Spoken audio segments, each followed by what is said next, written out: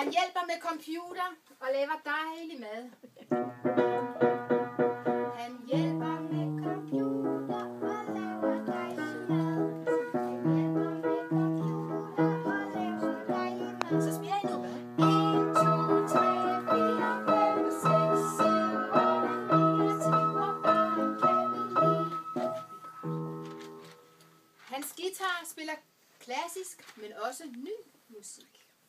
Og der skal I lige have et instrument, som jeg har gemt hernede.